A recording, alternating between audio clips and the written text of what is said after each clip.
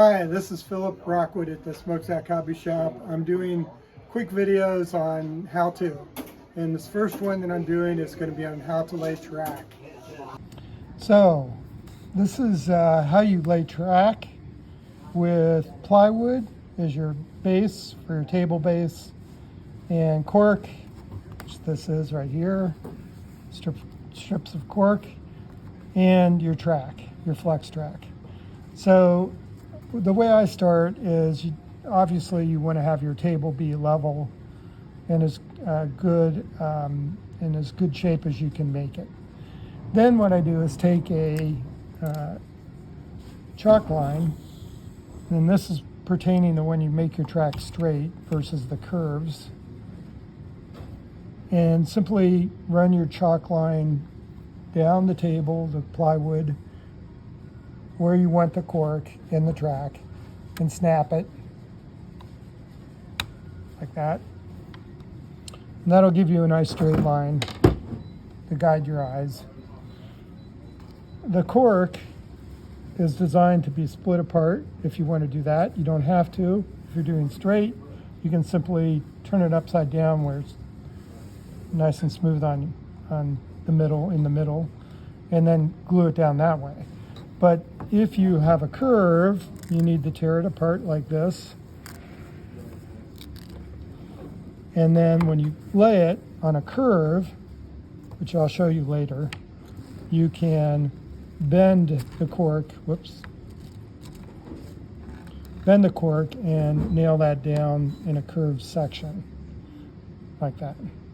But for this, we're going to simply take some wood glue, because the cork is wood, really, and the plywood's wood, obviously. And take some wood glue and run a bead down either side of the chalk line like this.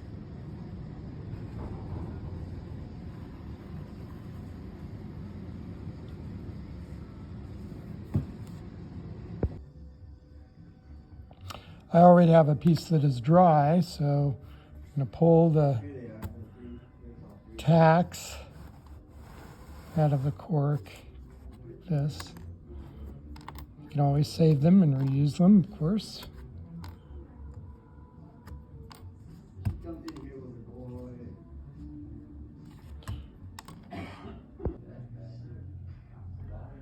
If you have a hard time putting the rail joiners on one side, but it's easier on the other, put them on the side that, start with putting them on the side that has the harder time, because you can have more control of getting them on. But once you've done that and you know the other side's going to fit and slide in, put it together like that. And then you're going to take a pair of needle nose pliers and center the rail joiner, hopefully, like this. Get it to slide in. And so, the other one, slide it in.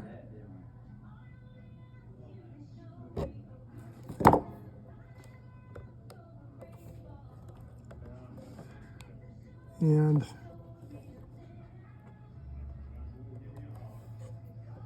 sometimes you have to put the rail back in place on the flex track because the joiners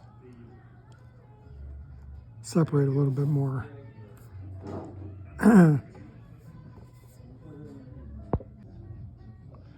Okay, so now I have the two rail joiners together about halfway, which is what I want.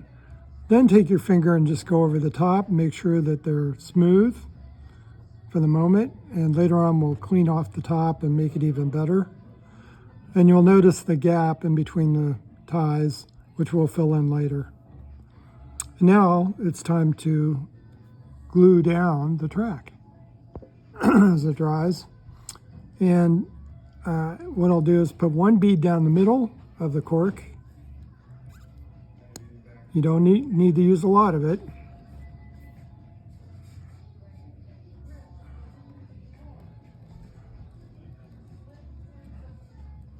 going to look like that.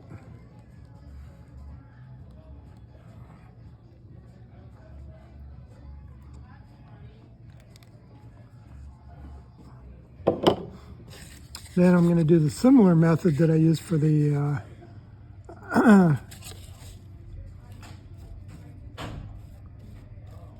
the wood glue, which is smooth it out with a piece of cardboard or something like that. So it's across the cork. So now I have a thin base of glue. Instead of the glue coming up between the ties, it's going to stay down below.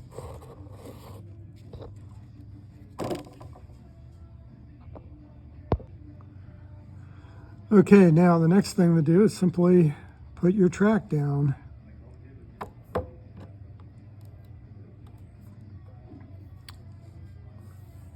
And press it onto the cork, like this. Make sure you've got it together properly. Now I'm going to show you something. If for some reason it is out of whack and crooked, look what you can do with the goo. You can move it back into place, straighten it out, which is what I really like about this glue. And you can do that for 15-20 minutes after it's been put down. It's a contact cement, but it's a nice contact cement. A lot of people will use other kinds of adhesive. The trouble with that is later on when it dries, you will tear up your track usually trying to get it off. With the goo, you can put a razor saw underneath, which I'll show you, and just lift it up, and then you can relay it with more goo. Once again, to make sure that the track is straight, you can always take a straight edge. Once again, I recommend a metal one, and put it against the ties to make sure it's straight.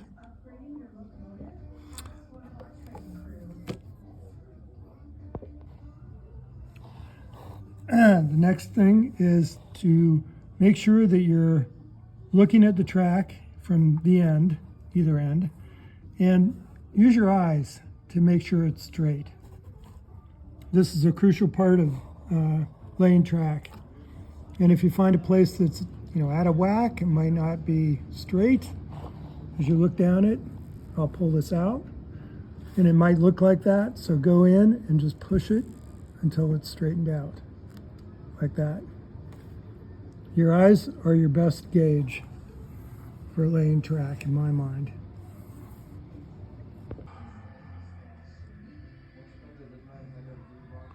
So once you've got the track where you want it and the rail joiners in place, I like to solder my rail joiners, not all the time.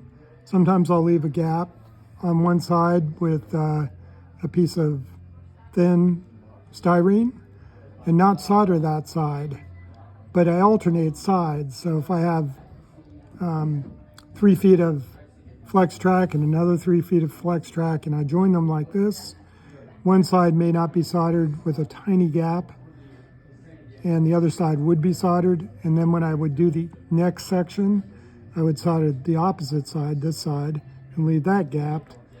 And then when I put my drops in, my wires, I have 6 feet of track that are powered and does not depend on the rail joiner at that point. Anyway, non-corrosive flux, electrical flux is what you want to use. First thing I'm going to do here is, of course, clean up the outside of the joiner and the rail. Very important to make sure that you've got it shiny. That's the idea. Doesn't take much. Then I'm going to take the flux. I'm going to put it on the outside, mainly.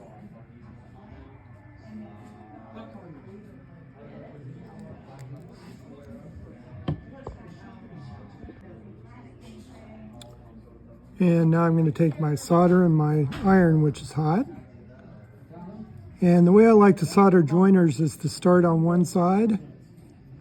You want to add heat to the metal first. And then you want to let the solder go in and then have it travel to the other side. And just keep the heat applied. So start on one side, heat up the metal first, add your solder, and then have it travel to the other side and let it flow into the joiner.